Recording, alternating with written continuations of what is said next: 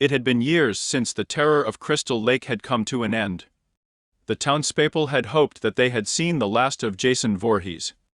But their hopes were in vain. The lake had been calm for far too long, and it was only a matter of time before the terror returned. It started with strange noises in the woods surrounding the lake. The sound of twigs snapping and leaves rustling in the darkness. The townspeople were on edge, but they told themselves it was just their imaginations running wild. But then came the reports of missing hikers and campers.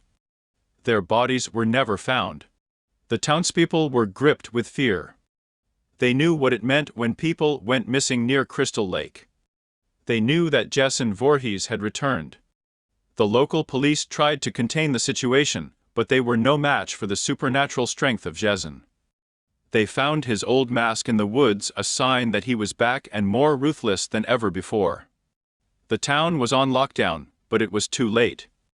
Jason had already made his way into the town, leaving a trail of blood and destruction in his wake. He seemed to be targeting the families of those who had put an end to his reign of terror years ago. The town was in chaos, and the residents were living in constant fear of being the next victim. The streets were empty at night, and the sound of screams echoed through the darkness. One night, a group of teenagers snuck out to party at an abandoned cabin near the lake. They thought they were safe from the terror of Jason, but they were wrong. As they partied and laughed, they failed to notice the figure lurking in the shadows. It wasn't until they heard the sound of a blade being sharpened that they realized they were not alone.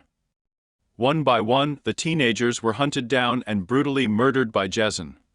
The town was once again thrown into chaos, and the residents knew that this time, Jason had returned for good.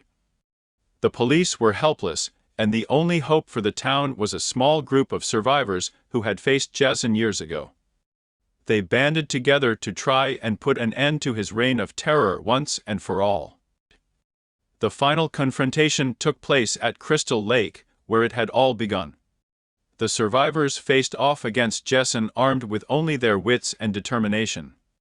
In the end, it was a fierce battle, but they emerged victorious. The town was safe once again, and the residents could breathe a sigh of relief.